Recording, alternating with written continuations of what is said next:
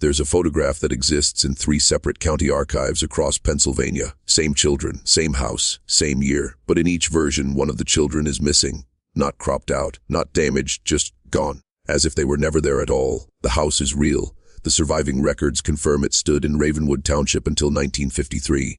But when researchers tried to match the children in those photographs to census records, birth certificates, or school registries, they found something impossible. Half of them don't exist, no names, no graves, no evidence they were ever born, except for the photographs and the letters, and what was found sealed inside the walls when they finally tore that house down.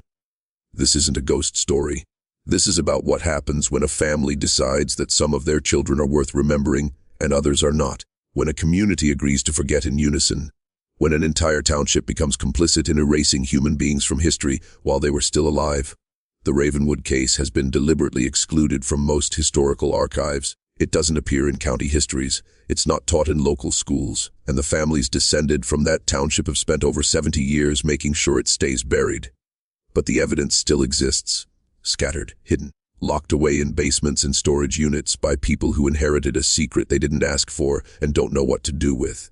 What you're about to hear isn't speculation. It's not folklore passed down through generations until the truth got distorted. This is documentation, testimony, physical evidence that was supposed to be destroyed but somehow survived, and it reveals something about American family life in the early 20th century that most people aren't ready to accept. That beneath the surface of ordinary homes, inside families that look perfect in Sunday photographs, there existed a parallel reality. A shadow household where certain children were raised in full view of the community, celebrated and recorded and remembered, and others were kept, fed, used, and then erased as if they had never drawn breath. Ravenwood Township was not an anomaly. It was just the one place where the evidence didn't burn in time. The Harrow family arrived in Ravenwood Township in 1911. Charles Harrow was a respected man, owned a mill, sat on the church council. His wife Catherine came from old Pennsylvania money, the kind of family that appears in county founding documents. They had 4 children by 1914, all boys, all healthy, all accounted for in school records, medical visits, town photograph. But there was a 5th child, a daughter, born in 1915, and she appears in exactly one photograph, standing at the back, face partially turned, wearing a dress that doesn't quite fit, the kind of dress you'd give to a child you didn't expect anyone to look at closely. Her name was Anna. We know this because a local seamstress kept a private ledger of work she was never officially paid for. Anna Harrow appears 3 times in that ledger. Alterations for a growing girl. The seamstress noted the measurements, noted the fabric, and in the margins in handwriting that gets shakier with each entry, she wrote a single word, basement. That ledger wasn't discovered until 2003 in an estate sale. The woman who bought it didn't understand what she was reading at first.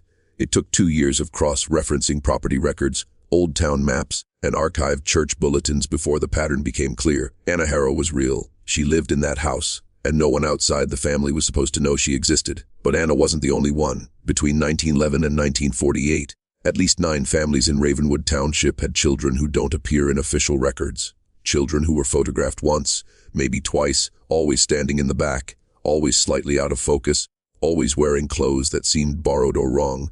These children didn't go to school. They didn't see doctors. They weren't baptized in the church despite their parents being devout members of the congregation. When neighbors were asked about them decades later during the single investigation that was quietly shut down in 1954, the responses were disturbingly consistent. We didn't ask. It wasn't our business. They had their reasons. One elderly woman, who had lived 3 houses down from the Harrows, said something that ended up in the sealed case file. We knew better than to count the children in that house. The township had a collective agreement, an unspoken understanding that certain families had private matters that weren't to be acknowledged in public.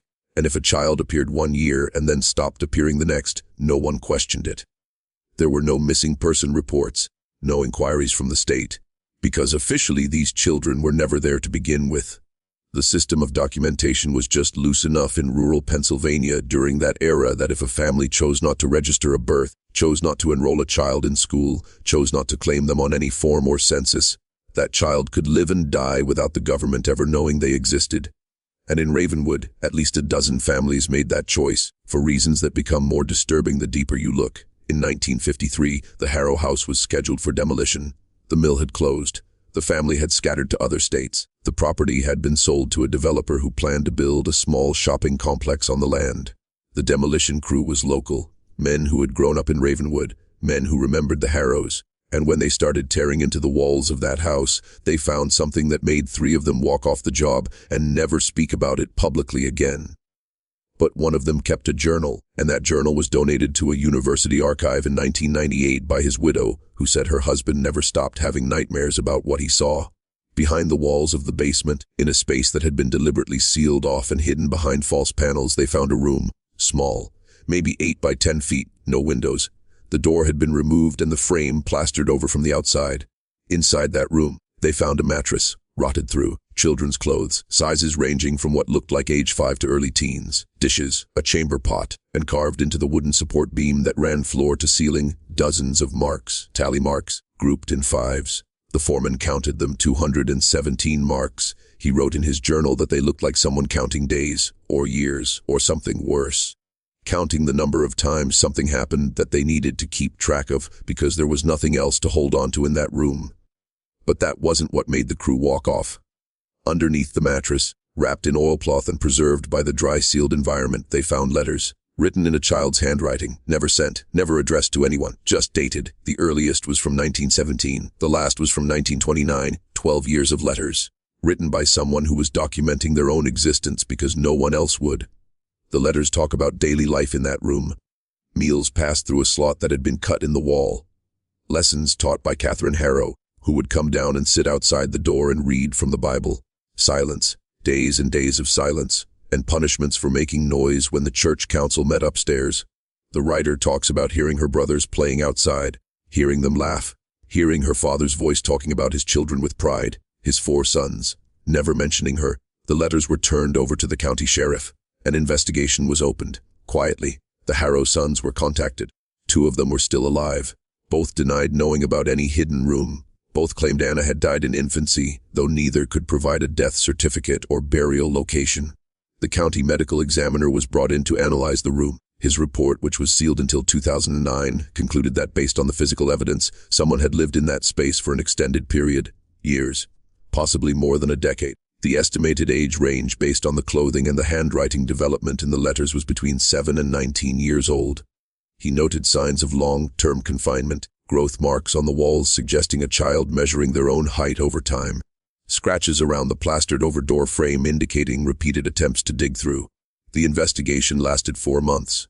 Then it was shut down, no charges filed, no public report issued. The official reason given was lack of sufficient evidence to prove a crime had occurred. But 3 people who worked in the county clerk's office during that time have said, in recorded interviews years later, that pressure came from somewhere higher up.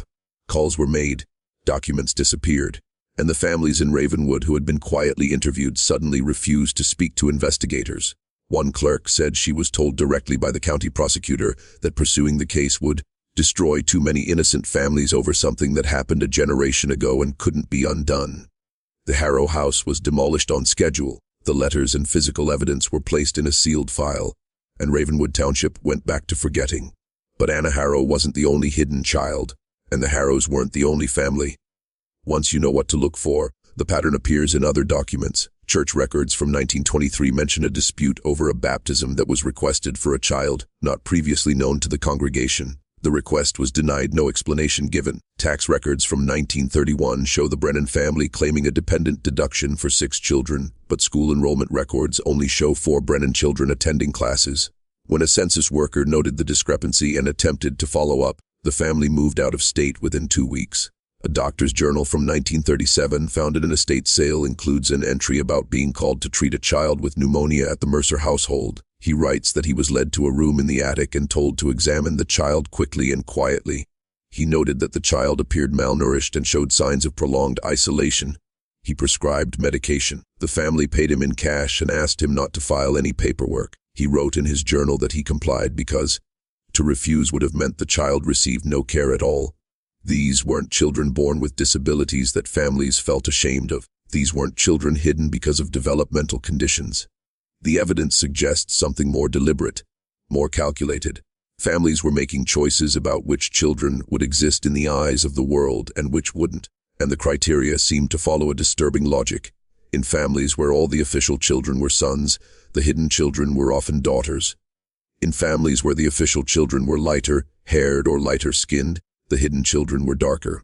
In 2 documented cases, twins were born, and one twin was registered and raised normally while the other was kept hidden. The pattern suggests selection, some quality or characteristic that made certain children acceptable for public life and others designated for invisibility. There's a theory among researchers who have studied this case. It's not published in any academic journal. It exists in private correspondence and unpublished manuscripts because no one wants to attach their name to it formally. The theory is that Ravenwood Township was practicing a form of family optimization. In an era before reliable birth control, when large families were common but resources were limited, certain families made calculated decisions about how many children they could afford to present to the world as legitimate heirs. The others became labor, invisible labor, children who worked inside the home, who helped raise the official siblings, who could be used for whatever the family needed without any legal or social accountability. And because these children didn't legally exist, they had no protection, no one to advocate for them, no system to catch their disappearance if they stopped appearing even in the background of family photographs. The question that haunts everyone who examines this case is simple. Where did these children go? Anna Harrows' letters stop in 1929. She would have been 14 years old. The room was sealed but empty when it was discovered in 1953. No body, no grave, no record of what happened to her after the last letter. The same pattern repeats with the other families. Children who appear in hidden documentation for years, sometimes a decade or more, and then simply stop appearing. No death certificates, no burial records. Some researchers believe they were released, allowed to leave, given new identities in other towns where no one knew their history. Others believe something darker, that when these children reached an age where they were no longer useful or became too difficult to control, they were disposed of. And in rural Pennsylvania in the early 20th century, with thousands of acres of forest and farmland, a body could disappear forever. There's one piece of evidence that suggests the darker theory might be correct. In 1947, during a severe drought, the water level in Granger's pond dropped low enough to expose the bottom. A group of local boys found bones, small bones. A county coroner was called. He determined they were human remains, children, at least 3 separate individuals based on the skeletal analysis. Age range between 10 and 16, no identification possible, no missing person reports matched the timeline. The remains were buried in the township cemetery in unmarked graves, and the official report listed them as unknown transients, children who had passed through the area and died of unknown causes. But Granger's pond sat on land that bordered the Harrow property, and 2 other families who appear in the hidden children documentation owned land within a mile of that pond. If you're still watching, you're already braver than most. Tell us in the comments, what would you have done if this was your bloodline? Would you dig deeper? Or would you let the past stay buried? The descendants of Ravenwood families don't want this story told. When researchers attempt to contact them, they're met with legal threats, cease and desist letters. In 2 cases, harassment accusations. One genealogist who was mapping family trees connected to the township received a call from a lawyer representing multiple families. She was offered money, a substantial amount, to stop her research and turn over all her documentation. She refused. 3 weeks later, her car was vandalized. Her home was broken into. Nothing was stolen except her research files and her laptop. No arrests were made. She moved out of state and won't discuss the case on record anymore. But before she left, she sent copies of her research to 3 separate archives under sealed conditions. Instructions that they not be opened until specific family members have died. The last of those seals doesn't lift until 2037. What makes people so desperate to hide this? It's been 70 years. Everyone directly responsible is long dead. The children who suffered are gone. Their siblings, the ones who were raised in the light while others lived in hidden rooms, have passed away. We're now dealing with grandchildren and great-grandchildren who didn't commit these acts and can't be held legally responsible for them. But they carry the weight, the knowledge that their family name, their inheritance, the property they own, the social standing they enjoy, all of it was built on a foundation of erased children. Some of them have spoken anonymously, in online forums, in sealed therapy sessions that have been referenced in psychological studies about inherited trauma. And what they describe is a kind of haunting, not supernatural, psychological. The knowledge that somewhere in their bloodline, a choice was made. A child who should have been their great-aunt or great-uncle was locked away, used, erased, and everyone who could have stopped it chose not to. One descendant, who agreed to speak on condition of complete anonymity, said something that captures the horror of this legacy. I found letters in my grandmother's belongings after she died. Letters from her sister, a sister I never knew existed. A sister who isn't in any family records. The letters talk about forgiveness, about understanding why the family made the choice they did, about how she hopes that wherever she ends up, it's better than the room she grew up in. My grandmother kept those letters for 60 years, never showed them to anyone, never spoke about her sister, and in her will she left instructions to burn all her personal papers. But I couldn't do it. I couldn't destroy the only proof that this person existed. So now I have them, and I don't know what to do with them. If I make them public, I destroy my family's reputation. If I destroy them, I erase her again. She's been erased twice already, once by being hidden, once by being forgotten. I can't be the third erasure. That's the curse of Ravenwood. Not a supernatural force, not a ghost seeking revenge. The curse is knowledge. The descendants know. They've always known. It's been passed down in whispers, in deathbed confessions, in documents found in attics and basements. And they have to make the same choice their ancestors made. Protect the family name or honor the truth. Most choose protection, because the truth is too expensive. It costs social standing. It costs inheritance when property is tied up in legal battles over whether it was acquired through exploitation. It costs peace of mind. Once you know that your great-grandfather locked his daughter in a basement for 12 years, once you know that your family name appears in documents connected to unmarked graves, once you know that the reason you inherited wealth and property is because your ancestors didn't have to divide it among all their children, just the ones they acknowledged, you can't unknow it. And most people aren't strong enough to carry that knowledge into the light.